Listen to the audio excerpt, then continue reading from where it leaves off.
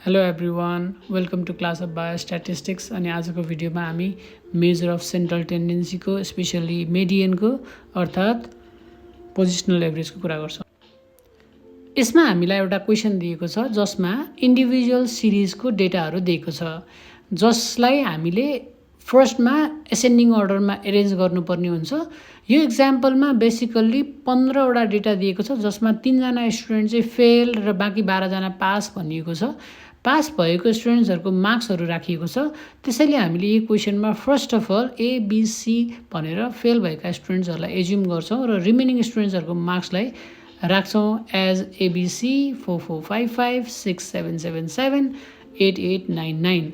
अब हामीले डेटालाई इन्टरप्रेट गर्नलाई मिडियन क्लास निकाल्नलाई n+1/2 गर्छौँ, जसमा हामीले 15+1/2 गर्दा 16/2 भएर 8th आइटम आउँछ र 8th आइटमलाई यदि हामीले त्यो एबिसी हुँदै काउन्ट गर्दै गयो भने 8औं नम्बरमा चाहिँ 6 पर्ने भएको हुनाले हाम्रो मिडियन चाहिँ 6 हुन्छ। So I hope you have understood this. Measure of central टेन्डेन्सीको डिस्क्रिट टाइप अफ फ्रिक्वेन्सी डिस्ट्रिब्युसनको बारेमा यो क्वेसनमा हामी डिल गर्नेछौँ, जसमा ब्लड प्रेसर, नम्बर अफ पेसेन्टको डेटा दिएको छ।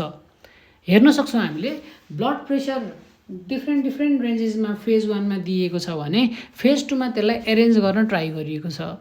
तपाईँहरूलाई फेज 1 र फेज 2 को फ्रिक्वेन्सी डिस्ट्रिब्युसन चार्ट हेर्नुभयो भने डिफ्रेन्ट डेटा पाउनुहुन्छ। किन भन्ने कुरा महत्त्वपूर्ण छ।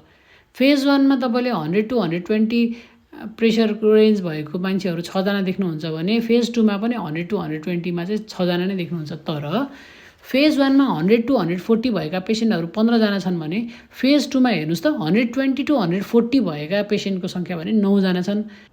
उदाहरणको लागि हामीले 100 to 220 ब्लड प्रेसर भएका पेसेन्ट 115जना देख्न सक्छौँ फेज 1मा।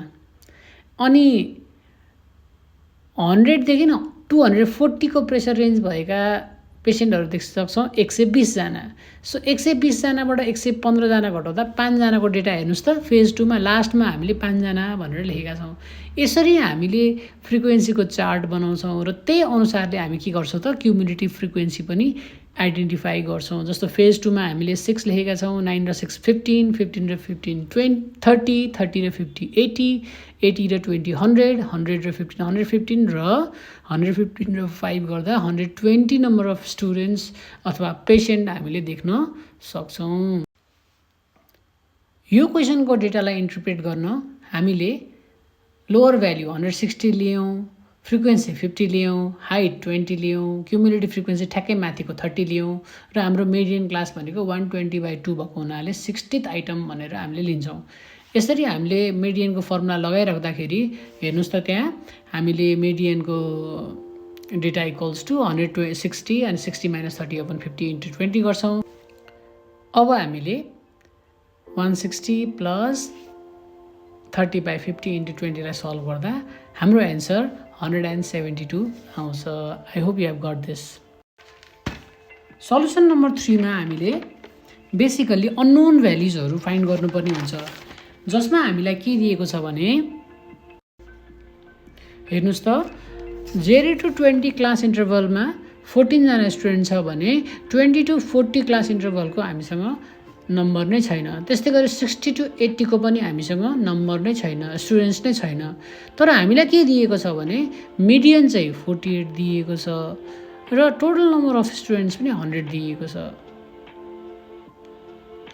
त्यसैले हामीले सिधै 48 मिडियन भन्ने बित्तिकै 40 to 60 को रेन्जमा पर्छ भन्न सक्छौँ। त्यहाँबाट हामीले lower class frequency, cumulative frequency र हाइट पत्ता लगाउन सक्छौँ। त्यसपछि हामीले नम्बर अफ स्टुडेन्ट्सलाई सल्भ गर्छौँ। त्यो गर्दाखेरि हाम्रो इक्वेसन चाहिँ a+b को फर्मेटमा आउने हुन्छ। त्यसलाई हामीले इक्वेसन 1 भनेर रिप्रेजेन्ट गर्न सक्छौँ है।